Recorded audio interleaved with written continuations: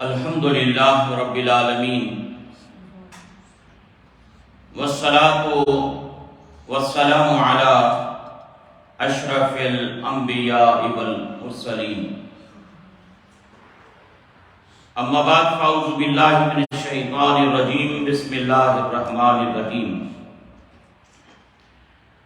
انما یرید اللہ لیذہب عنکم الرجس اہل البیت وَيُطَهِّرَكُمْ تَطْهِيرًا صدق اللہ العظیم اللہم صلی علی سیدنا و مولانا محمد معدن الجود والکرم وآلہ و اصحابہ و ابنہ الکریم وبارک وسلم الصلاة والسلام علیکہ یا سیدی یا رسول اللہ وعلی آلکہ و اصحابکہ یا سیدی یا نبی اللہ۔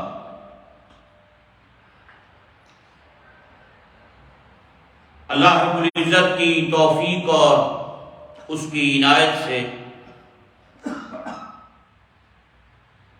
جمعۃ المبارک کے اس بابرکت دن ہم اپنے خالق و مالک کی بارگاہ میں حاضر ہیں۔ دعا کیجیے اللہ رب العزت اپنے فضل و کرم سے اس حاضری کو قبول فرمائے اور زندگی کے آخری سانس تک اپنی چوکھٹ پر سجدہ ریزی کی لذتیں نصیب فرمائے۔ حضرات، یہ ماہ محرم الحرام شریف ہے اور نیا اسلامی سال کا یہ پہلا مہینہ ہے۔ دعا کیجیے اللہ رب العزت اپنے محبوب کریم علیہ الصلاۃ والسلام کا صدقہ اس ماہ مبارک کو نبی پاک صلی اللہ علیہ وسلم کی ساری امت کے لیے اور ساری انسانیت کے لیے باعث خیر و برکت فرمائے اور دنیا بھر میں ظلم کی چکی میں پسنے والے حضور سید عالم صلی اللہ علیہ وسلم کے غلاموں کی اللہ حفاظت فرمائے اور ان کی اپنے خزانہ غیب سے مدد فرمائے۔ حضرات، آپ حضرات کے علم میں ہے یہ ماہ مبارک جب آتا ہے تو تاریخ اسلام کا ایک اہم ترین واقعہ جو سن 61 ہجری میں میدان کربلا میں پیش آیا، اس ماہ مبارک کے آتے ہی دلوں میں اس عظیم واقعہ کی یاد جو ہے وہ تازہ ہو جاتی ہے اور وہ حضور سید عالم جان کائنات فخر موجودات جناب احمد مصطفیٰ محمد مصطفیٰ صلی اللہ علیہ وسلم کے پیارے نواسے امام علی مقام سید الشہداء جگر گوشہ بطول نواسہ رسول حضرت سیدنا امام حسین رضی اللہ تعالی عنہ اور آپ کے وفادار اور جانثار ساتھیوں کی میدان کربلا میں شہادت۔ اور واقعہ کربلا ایک ایسا واقعہ ہے کہ جس کی تاریخ میں مثال نہیں ملتی کہ ایک طرف 20,000 یا 30,000 کا لشکر اور دوسری طرف صرف 72 افراد، اور پھر جس بے دردی کے ساتھ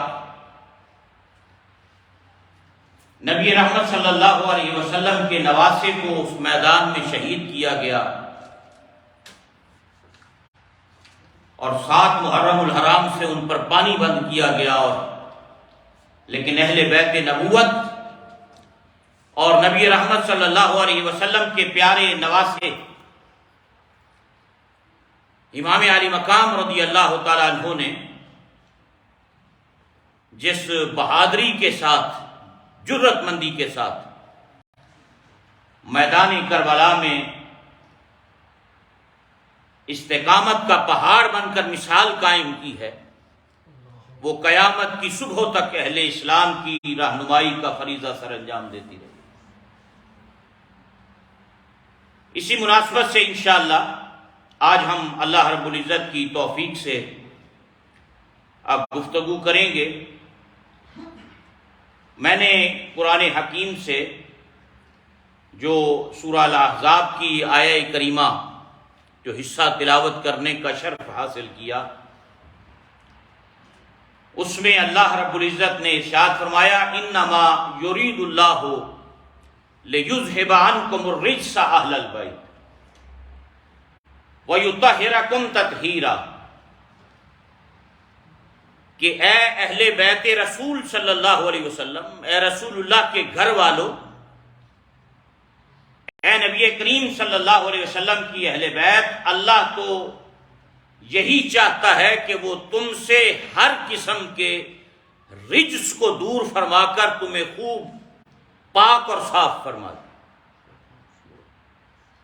اے اہل بیت رسول صلی اللہ علیہ وسلم، اللہ یہ چاہتا ہے کہ تم سے ہر قسم کے گناہ کے میل کو، رجس کو، شک و شبہ کو، ہر قسم کے رجس کو تم سے دور کر دے اور تمہیں کامل طہارت سے نواز کر بالکل پاک اور صاف کر دے۔ یہ جو آیہ کریمہ ہے، اس آیہ مبارکہ سے یہ بات سمجھ آتی ہے کہ جو رسول کریم علیہ السلام کی اہل بیت ہے، جو رسول اللہ صلی اللہ علیہ وسلم کا گھرانہ ہے، اللہ نے اس گھرانے کو ہر قسم کی اعتقادی، عملی اور اخلاقی ناپاکیوں سے پاک فرما دیا تھا۔ ہر قسم کی عملی، اخلاقی، اعتقادی جتنی ناپاکیاں، برائیاں ہیں، اللہ نے ان سب سے پاک کر کے انہیں طاہر بنا دیا تھا، اور رب کریم نے انہیں طہارت کے اعلیٰ مقام پر فائز فرما دیا۔ یہ شان ہے نبی کریم صلی اللہ علیہ وسلم کے گھرانے کی۔ یہ آیہ تطہیر، جسے ہم آیہ تطہیر کہتے ہیں، جس میں اللہ نے نبی پاک علیہ السلام کے گھرانے کی تطہیر اور پاکیزگی کا بیان فرمایا۔ قرآن حکیم کی بہت سی آیات ہیں جن آیات بینات میں نبی پاک صلی اللہ علیہ وسلم کے گھرانے کی عظمت اور حضور کریم علیہ السلام کے گھرانے کی شانیں اللہ نے بیان فرمائی۔ اللہ اکبر۔ ان میں ایک آیہ مبارکہ یہ بھی ہے۔ تو حضرات، اس آیہ کریمہ سے یہ بات سمجھ آئی کہ اللہ رب العزت نے انہیں ہر قسم کی برائیوں سے پاک، منزہ فرما کر انہیں قلبی صفائی، اخلاقی ستھرائی اور تزکیہ ظاہر و باطن کا وہ مقام عطا کیا ہے کہ اس مقام پر اور کوئی ہمیں فائد نظر نہیں آتا۔ یہ اللہ نے انہیں شان عطا فرمائی۔ نبی رحمت صلی اللہ علیہ وسلم کے گھرانے کو، نبی پاک صلی اللہ علیہ وسلم کی اہل بیت کو۔ اللہ اکبر۔ اور یہاں ایک بات ضرور ذہن نشین رکھیں کہ اللہ نے انہیں اس مقام پر فائز فرما کر محفوظ فرما دیا۔ ہمارے ہاں معصوم انبیاء ہیں، گناہوں سے معصوم وہ انبیاء کرام ہیں، گناہوں سے محفوظ فرشتے ہیں، اور اہل بیت نبوت اللہ نے ان کو محفوظ کر دیا، رب نے انہیں محفوظ فرما دیا۔ اہل تشیعوں کے ہاں، شیعہ حضرات کے ہاں معصومیت کا عقیدہ بالکل مختلف ہے، اہل سنت کے ہاں مختلف ہے۔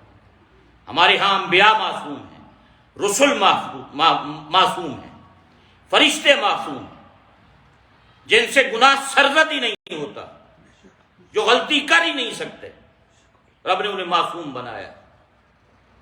جبکہ اہل بیت نبوت کو اللہ نے محفوظ کر دیا ہے گناہوں سے، انہیں صفائی، ستھرائی، پاکیزگی، ظاہر کی بھی پاکیزگی، باطن کی اس مقام پہ اللہ نے فائز فرما کر انہیں محفوظ کر دیا۔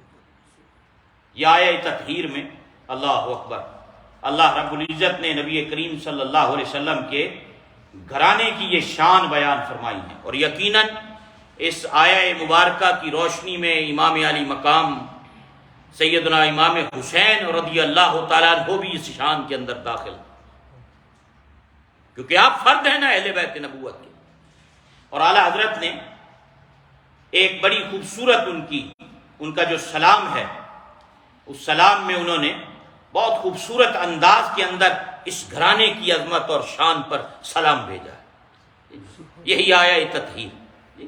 آیہ تطہیر کا معنی اب آپ کے ذہن میں آ گیا کہ یہ آیہ تطہیر ہے سورہ احزاب کی، جس میں اللہ نے رسول کریم علیہ السلام کے گھرانے کی پاکی کا بیان فرمایا کہ ہم نے اے حبیب صلی اللہ علیہ وسلم آپ کے گھرانے کو پاکیزگی کا اعلیٰ مقام عطا کیا۔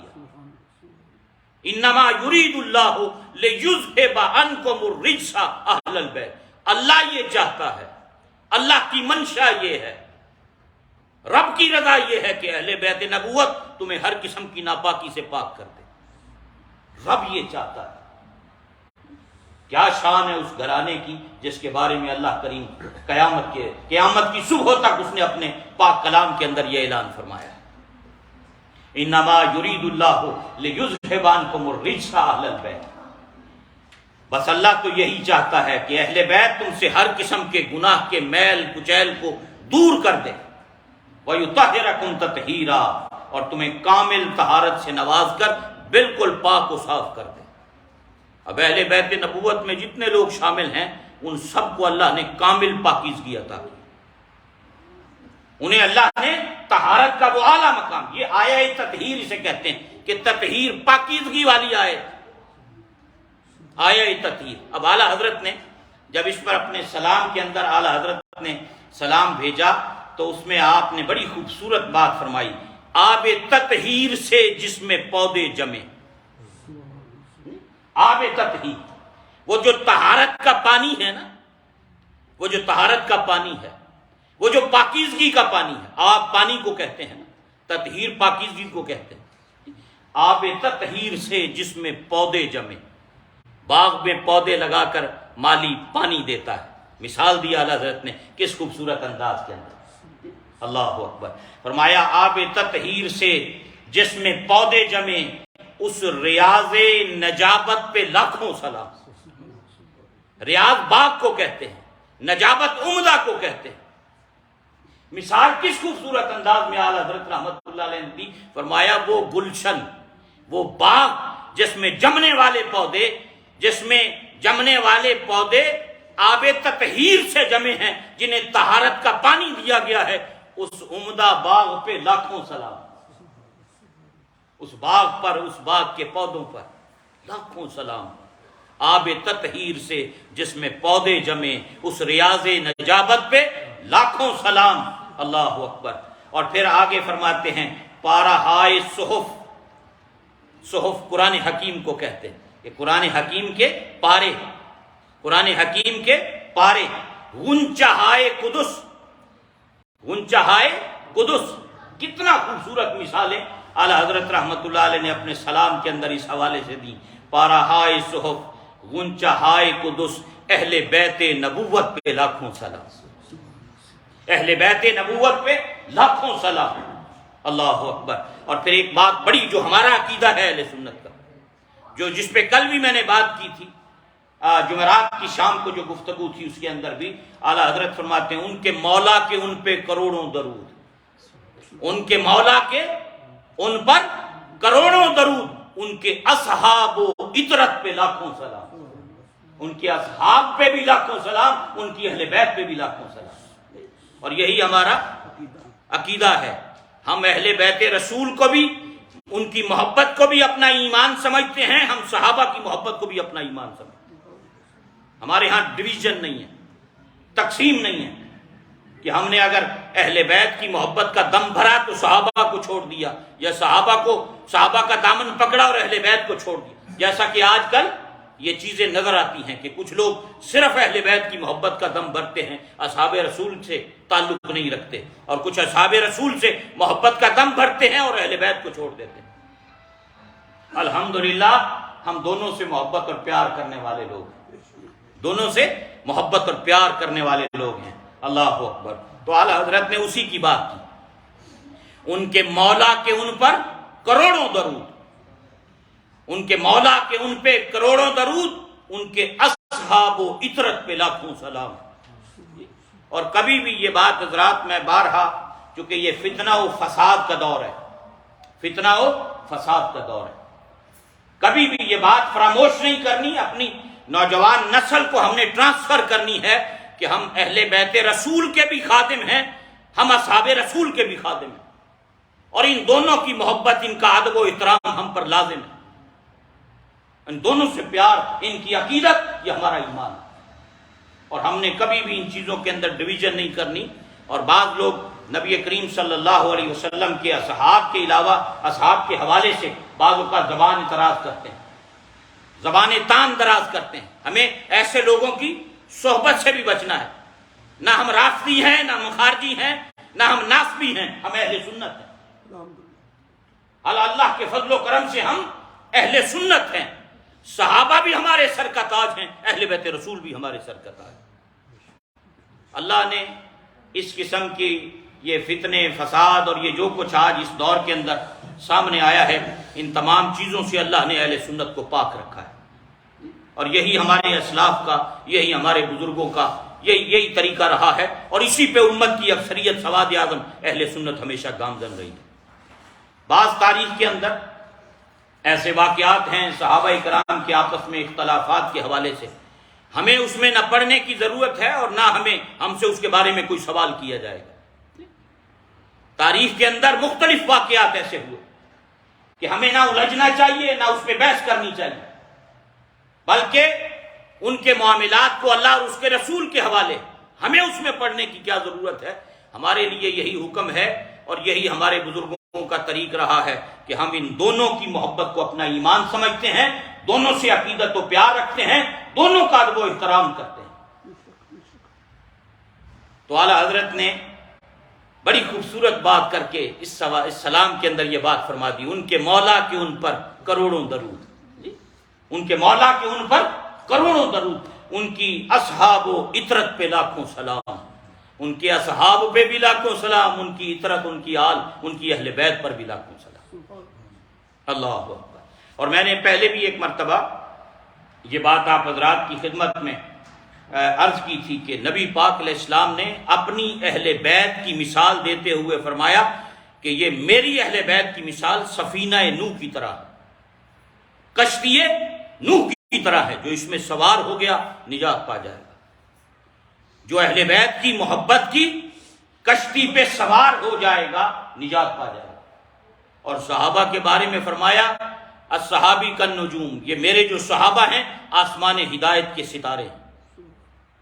اہل بیت کی مثال کشتی سے دی، صحابہ کی مثال ستاروں سے دی کہ یہ آسمان ہدایت کے ستارے ہیں، جس کی بھی پیروی کرو گے نجات پا جاؤ۔ صحابہ کو تشبیہ دی آسمان ہدایت کے ستاروں سے، اور اہل بیت کو تشبیہ دی کشتی نوح سے، فرمایا جو اس میں سوار ہو جائے گا نجات پا جائے گا۔ اور یہاں امام فخر الدین رازی، امت کا جلیل القدر مفسر قرآن، امام رازی نے بڑی خوبصورت بات کہی۔ امام رازی رحمت اللہ علیہ فرماتے ہیں کہ نبی پاک علیہ السلام نے اہل بیت کی مثال کشتی سے اور صحابہ کی مثال ستاروں سے دی۔ فرمایا کہ لوگوں، یہ پچھلے زمانوں کے اندر جب لوگ سفر کیا کرتے تھے، جب کسی سفر پہ جایا کرتے تھے تو دو ہی چیزوں کے محتاج ہوتے تھے، یا سواری کے محتاج ہوتے تھے یا ستاروں کے محتاج ہوتے تھے۔ فرمایا دو چیزوں کے لوگ محتاج تھے، بھئی اگر سمندر میں سفر کرنا ہے تو کشتی کی ضرورت ہے، دوسرا ستاروں کی رہنمائی کی ضرورت ہے۔ آج کل تو یہ سیٹ نیو آ گیا اور نیویگیشن سسٹم آ گئے، اور یہ سارے اپنے اپنے فون اور ٹیلی فونوں کے اندر وہ سب ایپس آ گئی کہ آپ نے جو پوسٹ کوڈ ڈال دیا وہ آپ کو اس منزل تک پہنچا دے گا۔ لیکن پچھلے زمانوں میں لوگ ستاروں کو دیکھ کر منزلوں کا تعین کرتے تھے، یہ نیویگیشن کا کام سٹارز کیا کرتے تھے، ان سے منزلوں کا تعین لوگ کرتے تھے، اور پھر ستارے دیکھ کر سفر کیا کرتے تھے کہ اس جانب جائیں گے تو فلاں جگہ پہنچیں گے، اس کو فالو کریں گے تو فلاں جگہ پہنچیں گے۔ یہ پچھلے زمانوں میں لوگ ستاروں کو دیکھ کر منزلوں کا تعین کرتے تھے، یہ کام نیویگیشن کا اس طرح ہوا کرتا تھا۔ امام راضی فرماتے ہیں لوگوں، نبی پاک علیہ السلام نے مثال دی اہل بیت کی کشتی نوح سے اور صحابہ کی ستاروں سے، کیونکہ ستاروں کو دیکھ کر منزلوں تک وہ انسان پہنچتا ہے، راستوں کا تعین کرتا ہے۔ امام راضی رحمۃ اللہ علیہ فرماتے ہیں اہل بیت کی محبت کی کشتی پہ سوار ہو جاؤ، اس دنیا کے سمندر میں اہل بیت کی محبت کی کشتی میں سوار ہو جاؤ اور آسمان ہدایت کے ستاروں سے رہنمائی لیتے رہو، اور دنیا والوں تم اپنی منزل مراد تک پہنچ جاؤ، تم اپنی منزل مقصود تک پہنچ جاؤ اگر تم نے اہل بیت کی محبت کی کشتی پہ سوار ہو کر اصحاب رسول صلی اللہ علیہ وسلم جنہیں ہدایت کا ستارہ کہا سرکار نے، ان سے رہنمائی لوگے تو اپنی منزل مقصود تک تم پہنچ جاؤ گے۔ بڑی خوبصورت مثال امام فخر الدین رازی رحمۃ اللہ تعالی علیہ نے دی۔ اللہ اکبر۔ تو حضرات، یہ اہل بیت کی شان کے اندر یہ قرآن حکیم کی آیہ تطہیر ہے، جن کی پاکی کا، جن کی پاکیزگی، جس گھرانے کی پاکیزگی کا بیان خود اللہ فرما رہا ہے۔ اللہ رب العزت نے بڑے واضح طور پہ اس آیہ کریمہ کے اندر یہ بات ارشاد فرما دی، فرمایا انما یرید اللہ لیذھب عنکم الرجس اہل البیت، اے اہل بیت نبوت، اے رسول کریم علیہ السلام کے گھر والوں، اللہ تو یہی چاہتا ہے کہ تم سے ہر قسم کی ناپاکی کے میل کو دور کر دے، وَيُطَهِّرَكُمْ تَطْهِيرًا، اور تمام میل کچیل کو دور کر کے تمہیں طہارت عطا کر کے بالکل پاک اور صاف فرما دے۔ یہ منشا ہے اللہ۔ اب اہل بیت نبوت کے اندر ہمارا یہ عقیدہ ہے کہ نبی کریم صلی اللہ علیہ وسلم کی ازواج اس میں شامل ہیں، اور پھر بالخصوص اہل آبا جو جنہیں چادر میں نبی پاک علیہ السلام نے لیا اور ان کے لیے دعا فرمائی، وہ اس کے اندر شامل ہیں۔ حضرت سیدہ طیبہ طاہرہ سیدہ فاطمہ الزہرا سلام اللہ علیہا، حضرت سیدنا علی المرتضی شیر خدا کرم اللہ وجہہ الکریم، حضرت سیدنا امام حسن مجتبی رضی اللہ تعالیٰ عنہ، اور حضرت سیدنا امام حسین رضی اللہ تعالیٰ عنہ، اور خود میرے آقا تھے، چادر میں ان کو ڈانپ کر آپ نے دعا کی، اللہ یہ میری اہل بیت ہے، ان کو ہر قسم کی رجس اور ناپاکی سے پاک اور صاف فرما۔ تو امام علی مقام رضی اللہ تعالیٰ عنہ بھی اسی میں شامل ہیں، اس دعا میں شامل ہیں، اور اس گھرانے کے آپ ایک عظیم شہزادے ہیں، عظیم فرد ہیں اس گھرانے کے۔ تو اللہ نے اس گھرانے کو کامل طہارت، کامل پاکیزگی، اس گھرانے کو اللہ نے طہارت کا اعلیٰ مقام عطا کیا ہے، انہیں ہر قسم کے گناہ سے اللہ نے محفوظ فرما دیا ہے، ان کی حفاظت رب کریم کے ذمہ کرم پر آ گئی، اور انہی میں امام علی مقام سیدنا امام حسین رضی اللہ تعالیٰ عنہ شامل ہیں۔ یہ بات ماننی پڑے گی اس آیہ کریمہ کی روشنی میں کہ آپ کا دل، امام علی مقام کا دل، یہ حب دنیا سے پاک تھا، کیونکہ اللہ نے طہارت عطا کی ہے ظاہر و باطن کی۔ حب دنیا سے پاک تھا، مال و دولت کی محبت سے پاک تھا، اقتدار کی ہوس اور لالچ سے پاک تھا، کیونکہ آج بعض لوگ یہ بات کہتے ہوئے نظر آتے ہیں کہ یہ معاذ اللہ یہ جی دو شہزادوں کی جنگ تھی، اقتدار کی جنگ تھی، اور میں اس پر کئی مرتبہ یہ بات کر چکا ہوں کہ کبھی بھی یہ لفظ زبان پہ نہیں لانا۔ لوگ کہتے ہیں یہ دو شہزادوں کی جنگ نہیں تھی، رسول اللہ کا شہزادہ تھا، حضور کے شہزادے کے مقابلے میں ایک بد کردار شخص کو کوئی کھڑا کر کے کہے وہ شہزادہ تھا، جس کی بد کرداری اور بدعملی پر ساری دنیا متفق ہے، جس کی بد کرداری پر، بے عملیوں پر، شریعت سے بغاوت پر تمام مورخین نے تاریخ میں واقعات بھرے پڑے ہیں۔ ایک ایسے شخص کو ایک شہزادہ بنا کر کمپیئر کرنا اور موازنہ کرنا، اور وہ رسول اللہ کے شہزادے کے ساتھ۔ حضور کریم علیہ السلام کا یہ جو گھرانہ ہے، ان کو اللہ نے طہارت عطا کی ہے، پاکیزگی عطا کی ہے۔ قرآن حکیم نے، اور آج بھی یہ صبح قیامت تک یہ آیہ کریمہ امت کے سامنے ہے، اور اس کی تلاوت ہوتی ہے اور یہ پڑھی جاتی ہے۔ انما یرید اللہ لیذھب عنکم الرجس اہل البیت، یہ کہنا کہ ان کے دل میں اقتدار کی محبت تھی، کرسی کی محبت تھی جس کی خاطر وہ گئے، اور لوگ کمپیئر کرتے ہیں اس کے ساتھ۔ اور میں ایک بات اس حوالے سے یہ بھی عرض کرنا چاہوں گا کہ بعض لوگ جب آپ تشریف لے کر گئے اور آپ نے خروج فرمایا کربلا کی جانب، تو اس حوالے سے کہ جی وہ یہ خروج جو آپ کا، یہ آپ کو نہیں کرنا چاہیے تھا، بڑے بڑے صحابہ نے آپ کو روکا۔ صحابہ کرام نے جو روکا اس کی وجوہات کچھ اور ہیں۔ صحابہ کرام کے روکنے کو کوئی اس بات پر محمول نہ کرے، یہ نہ سمجھے کہ صحابہ یزید کی عظمت کے قائل تھے۔ کسی صحابی رسول نے یزید کی عظمت کے بارے میں یا اس کی شان میں کوئی کلمات نہیں کہے، بلکہ آپ جتنے حوالے پڑھ لیں کہیں کہ بد کردار تھا، شرابی تھا، بندر لڑاتا تھا، کتوں کی لڑائیاں دیکھتا تھا، مسلمانوں کے بیت المال کو اس کا پیسہ ناجائز کاموں پہ استعمال کیا تھا۔ صحابہ کرام نے روکا، انہوں نے فرمایا پہلے آپ کے والد گرامی کے ساتھ انہوں نے بے وفائی کی، اب آپ کے ساتھ بھی کریں گے۔ امام حسن پہ انہوں نے وار کیا، قاتلانہ حملہ کیا، آپ پر بھی کریں گے، مت جائیے، بے وفا لوگ ہیں۔ یہ کوفے کے لوگ بے وفا ہیں، آج آپ کو خط لکھ کر بلا تو رہے ہیں، لیکن جب مشکل وقت آئے گا یہ آپ کا ساتھ چھوڑ جائیں گے۔ یعنی جتنی کتابیں لکھی گئی ہیں امام علی مقام رضی اللہ تعالیٰ عنہ اور آپ کی سیرت پر اور واقعہ کربلا کے اندر، یہ ساری باتیں اس کے اندر موجود ہیں۔ وہ روکتے اس بات سے تھے کہ یہ بے وفا لوگ ہیں، پہلے آپ کے والد کے ساتھ بھی بے وفائی کی، آپ کے بھائی سیدنا امام حسن کے ساتھ بھی، ان پر کدال کا وار بھی کیا، انہیں زخمی بھی کیا، ان کو مارنا بھی چاہا انہوں نے۔ آپ مت جائیے، ان پر بھروسہ نہیں کیا جا سکتا۔ اس وجہ سے امام علی مقام رضی اللہ، اس وجہ سے نہیں کسی نے روکا، نہیں وہ بڑا نیک ہے، بڑا پرہیزگار ہے، بڑا متقی ہے، وہ دے خلاف نہ نکلو میدان دے وچ۔ یہ لوگ بعض اوقات ایسی گفتگو، ایسی باتیں ہمیں سوشل میڈیا پر اور ادھر ادھر سننے میں ملتی ہیں۔ حضور کریم علیہ السلام کے اس شہزادے کے مقابلے میں کوئی اس وقت کائنات میں شہزادہ تھا ہی نہیں۔ حضرت عبداللہ ابن عمر رضی اللہ تعالیٰ عنہ، حافظ ابن کثیر نے روایات نقل کی ہیں البدایہ والنہایہ کے اندر۔ حضرت عبداللہ ابن عمر ایک دن صحن کعبہ میں بیٹھے ہوئے تھے، دیوار کعبہ کے ساتھ ٹیک لگا کے سائے میں بیٹھے تھے، سامنے سے امام حسین تشریف لائے۔ عبداللہ ابن عمر نے بے ساختہ کہا او لوگو، مکہ والو سنو، اس وقت زمین پر کوئی ایسا شخص جس سے آسمان کی نوری مخلوق سب سے زیادہ محبت کرتی ہے تو وہ یہ رسول اللہ کا شہزادہ امام حسین۔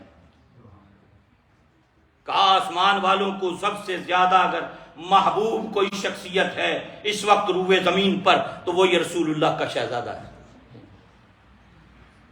حضور کریم علیہ السلام کے ان شہزادوں کی شان اور ان کا مقام اگر کسی نے سمجھنا ہو، کسی نے دیکھنا ہو، اسے بارگاہ رسالت مآب صلی اللہ علیہ وسلم میں جانا ہوگا۔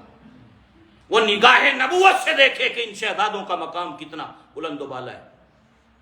یہ کوئی معمولی چیزیں نہیں ہیں، یہ کبھی ان روایات پہ آپ غور فرمائیں کہ حالت سے نماز پڑھ رہے ہیں، خدا کی نماز 4 رکعت تھی، خدا کی نماز تھی، فرض نماز تھی، مسجد نبوی تھی، مصلی رسول صلی اللہ علیہ وسلم تھا، اور اس وقت امامت کے فرائض بھی خود سید عالم صلی اللہ علیہ وسلم ادا فرما رہے تھے۔ حضور سے بڑھ کے کس کی نماز ہے؟ بھئی سرکار کی نماز کا کوئی مقابلہ کر سکتا ہے؟ نبی پاک علیہ السلام کے جو نماز تھی، سبحان اللہ، اس نماز کی کوئی مثال ہی نہیں دی جا سکتی۔ حضور نماز پڑھ رہے ہیں، یہ حجرے سے شہزادے نکلے، چھوٹے ہیں، لڑکھڑاتے ہوئے آئے، نبی پاک سجدے میں ہاں کہ پشت پہ بیٹھ گئے۔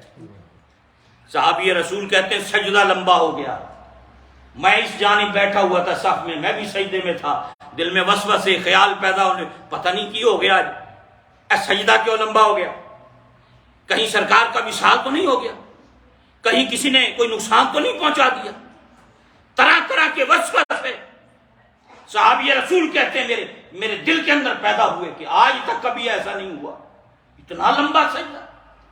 کہا میں نے سجدے سے سر اٹھا کے اس طرح دیکھا، میں نے کہا دیکھو تو صحیح کہیں کوئی حادثہ نہ پیش آ گیا ہو.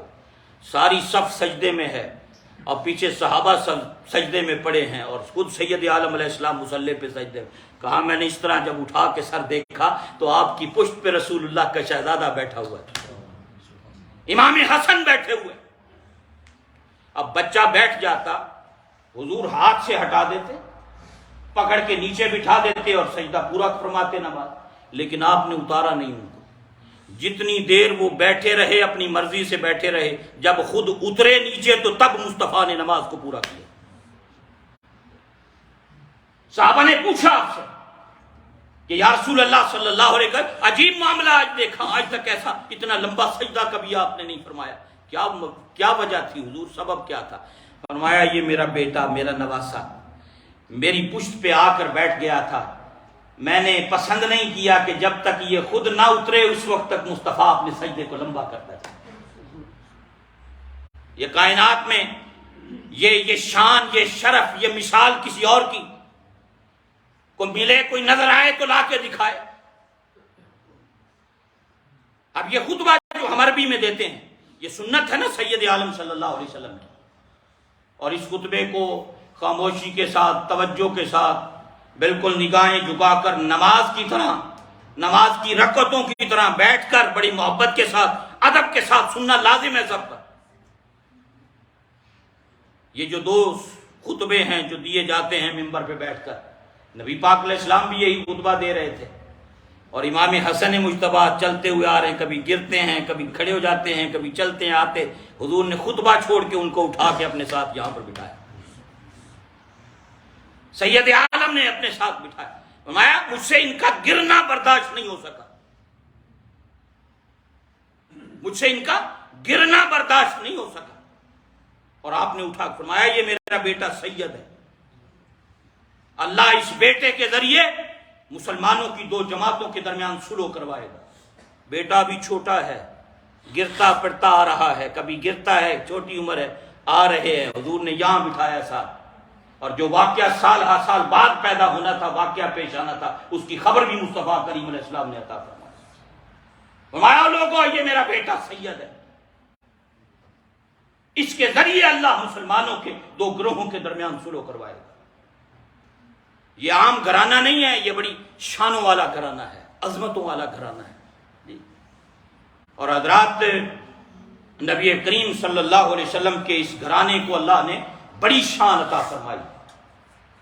حدیث پاک نبی کریم علیہ السلام کی کتنی حدیثیں ہیں آپ کے یہ میں اس لیے عرض کر رہا ہوں کہ آپ کو پتہ ہونا چاہیے کہ اللہ نے اس گھرانے کے ایک ایک فرد کو کیا کیا شان، مقام، مرتبہ عطا کی.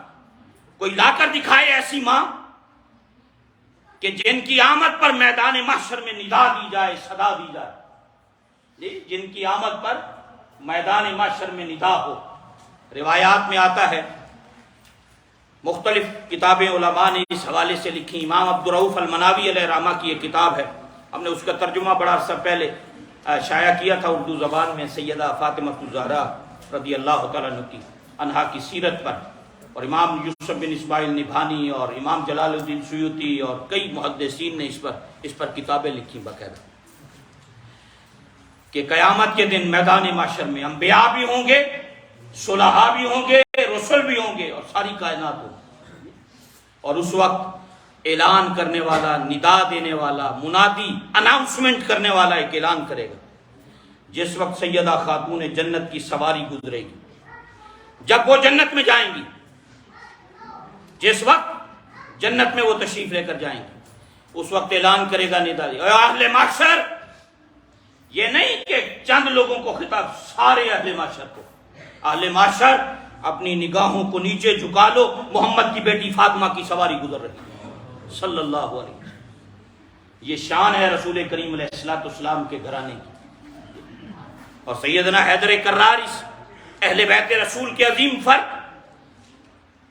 اور میں کل بھی یہ روایت میں حضرت سیدنا عمر فاروق رضی اللہ تعالیٰ کے حوالے سے عرض کر رہا تھا کہ دور فاروقی میں جب ایک مرتبہ وظائف تقسیم کر رہے تھے حضرت عمر فاروق لوگوں کے اندر، تو سب کو 2-2 ہزار دیے، امام حسن و حسین کو 5-5 ہزار دیے. جب بھی کوئی چیز تقسیم کرتے یعنی باقی سب کو 2,000 ان کو 5,000. آپ کے صاحبزادے موجود تھے عبداللہ ابن عمر. انہوں نے کہا ابا جی میری عمر زیادہ, میں نے ہجرت کی, اسلام پہلے لایا, میں ان سے پہلے میں نے قبول اسلام کیا ہے, میں نے ہجرت کی سعادت بھی حاصل کی, مجھے تھوڑے دیے ان کو زیادہ کیوں دیے؟ امیر المومنین فرم 22 لاکھ مربع میل کا حاکم سیدنا عمر اپنے بیٹے ابن عمر سے آپ مخاطب ہو کے عبداللہ ابن عمر سے فرماتے ہیں, عبداللہ ابن عمر سنو کہ اللہ نے جو شان انہیں عطا کی ہے, تمہیں پتا ہے کہ جو ان کا نانا اور نانی ہے کیا تمہارا نانا اور نانی ان جیسا ہے؟ جو ان کی ماں اور ان کے باپ ہیں کیا تمہارا ماں اور باپ ان جیسا ہے؟ جو ان کی پھوپھیاں ہیں کیا تمہاری پھوپھیاں اس جیسی ہیں؟ یہ کون؟ یہ سیدنا عمر فاروق رضی اللہ تعالیٰ اپنے بیٹے کو فرما رہے ہیں. فرمایا ان کو اللہ نے بڑی شان, مقام اور مرتبہ عطا کیا. ایک دن کپڑے تقسیم کیے, جبے تھے, لوگوں میں تقسیم کر رہے تھے. امام حسن و حسین بھی تشریف لائے تو آپ نے انہیں فرمایا کہ نہیں شہزادو, یہ آپ کی شایان شان نہیں ہے, میں آپ کے لیے اعلیٰ لباس منگواؤں گا. یمن کے حاکم کو لکھا کہ رسول اللہ کے شہزادوں کے لیے بہترین جبے بنوا کے بھیجو. یمن سے جبے منگوا کر پھر رسول کریم علیہ السلام کے ان شہزادوں کو انہوں نے پیش کیا, ان کو پہنایا. حضرت ابو ہریرہ رضی اللہ تعالیٰ عنہ جیسی شخصیت جلیل القدر, سب سے زیادہ حدیث روایت کرنے والے صحابی, اپنی چادر سے ایک دن امام حسین کی جوتیاں صاف کر رہے تھے. ان کا چچا یہ کیا کرتے ہیں؟ مت کیجیے, آپ بڑے ہیں, اللہ نے آپ کو بڑی شان عطا کی ہے. سب کسی جگہ سے واپس آ رہے ہیں, اپنی چادر سے جوتیاں صاف کی.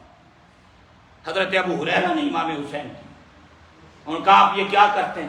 تو ابو ہریرہ فرمانے لگے شہزادو دنیا والوں کو کیا پتا تمہارا مقام کیا ہے, اگر لوگوں کو پتا چل جائے تمہیں زمین پہ چلنے نہ دیں, اپنے کندھوں پہ اٹھا کے لے جایا کریں.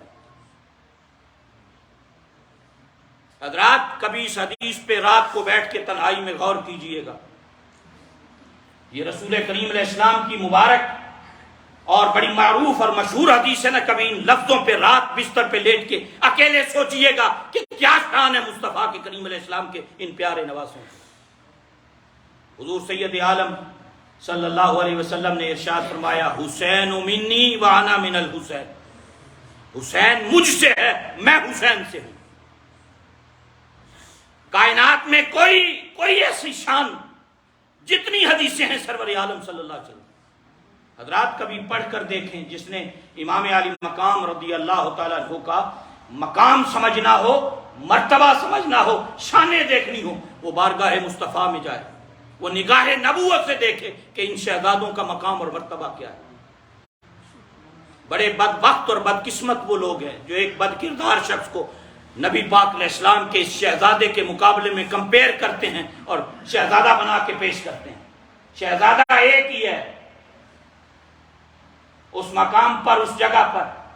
شہزادے کائنات میں یوں کہیے دو ہی ہیں جنہیں اللہ نے یہ شانیں عطا کی ہیں, جن کے بارے میں زبان مصطفیٰ نے گارنٹی دی ہے, جن کی خاطر سجدوں کو لمبا کیا مصطفیٰ نے, جن کی خاطر مدینے والے نے اپنے خطبے کو چھوڑ کر اٹھا کر اپنی جھولی میں جن کو بٹھایا. شہزادے وہی ہیں حسنین کریمین, امام حسن مجتبیٰ اور امام حسین رضوان اللہ علیہ مجمعین. یہ دنیا میں بھی شہزادے ہیں, یہ قیامت میں بھی شہزادے ہوں گے, اور یہی مصطفیٰ نے گارنٹی دی سیدہ شباب اہل جنہ, اور یہ جنت میں بھی جوانوں کے سردار ہوں گے. ان جیسی شان, مقام اور مرتبہ, اللہ اکبر, یہ اللہ کا کرم ہے ہم پر.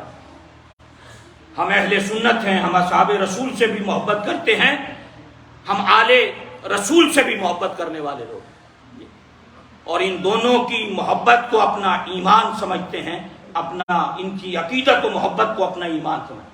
ہم ڈویژن نہیں کرتے, ہم تقسیم نہیں کرتے. اور میں ایک بات آپ حضرات کی خدمت میں یہ بھی عرض کرنا چاہوں گا کہ ہمیشہ جو ہمارے اسلاف کا, جو ہمارے اہل سنت کے بزرگوں کا, مشائخ کا, علماء کا جو طریق رہا ہے, ہمیں اسی پہ گامزن رہنا ہے. یہ فتنہ و فساد کا دور ہے. کوئی صحابہ کے نام پہ لڑا رہا ہے، کوئی اہل بیت کے نام پہ لڑا رہا ہے. اپنے اسلاف کے راستے پہ قائم رہیں، اپنے بزرگوں کے راستے پہ قائم رہیں، اپنے مشائخ کے راستے پہ قائم رہیں. جو اصحاب رسول اور اہل بیت رسول سے جو عقائد ہم تک پہنچے ہیں، جو حضور غوث اعظم سے عقائد ہم تک پہنچے ہیں، جو خواجہ معین الدین چشتی اجمیری سے ہم تک پہنچے ہیں، جو شیخ محمد بہاؤالدین نقشبند سے ہم تک پہنچے، جو شیخ شہاب الدین سہروردی سے ہم تک پہنچے، ہمیں انہی عقائد پر، اہل سنت کے عقائد پر اپنے آپ کو گامزن رکھنا ہے. ہمیشہ صحابہ کا بھی ادب کرنا ہے، اہل بیت رسول کا بھی ادب کرنا ہے، اور ان دونوں کی محبت. بلکہ عبداللہ ابن مسعود یہ جملہ فرمایا کرتے تھے کہ لوگوں، اہل بیت کی ایک دن کی محبت، اہل بیت کی ایک دن کی محبت 1 سال کی عبادت سے افضل ہے. عبداللہ ابن مسعود کا قول. تو الحمدللہ ہم اہل بیت اور اصحاب دونوں سے محبت کرنے والے لوگ ہیں. اللہ تعالیٰ اسی محبت پر زندہ و سلامت رکھے، اسی پر موت عطا کرے، اور اللہ قیامت کے دن بھی ہمیں اہل بیت اور اصحاب رسول سے محبت کرنے والوں کی صف میں اللہ ہمارا حشر فرمائے. اعلیٰ حضرت رحمت اللہ علیہ کے ان اشعار پہ گفتگو ختم کرتے ہیں. آپ نے بہت پیارے انداز میں اپنے سلام کے اندر اہل بیت کے ان افراد کا ذکر فرمایا. جب سیدہ کی بات آئی تو اعلیٰ حضرت نے فرمایا، اس بطول جگر پارائے مصطفیٰ، اس بطول جگر پارائے مصطفیٰ، حجلہ آرائے عفت پہ لاکھوں سلام.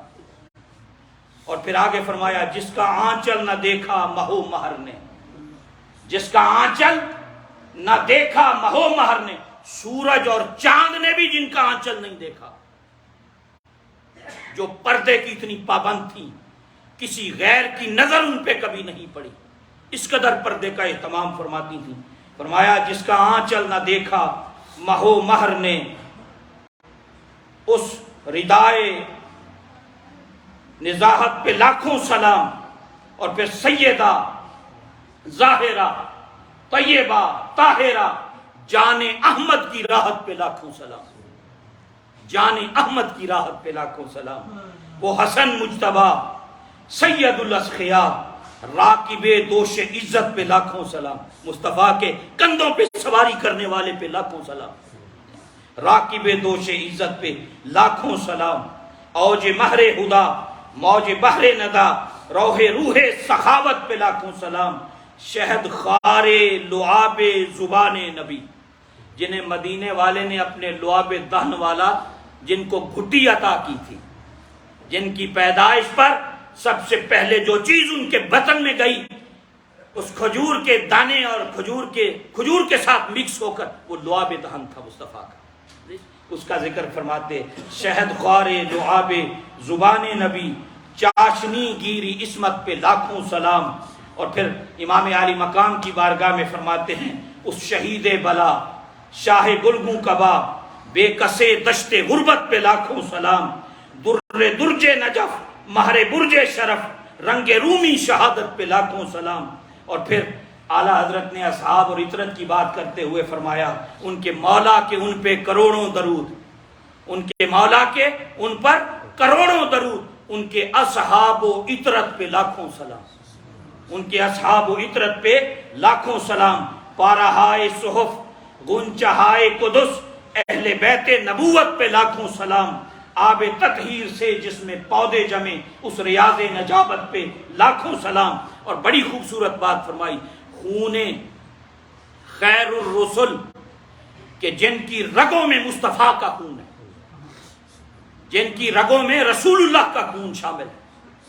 خون خیر الرسل سے ہے جن کا خمیر، ان کی بے لوث طینت پہ لاکھوں سلام.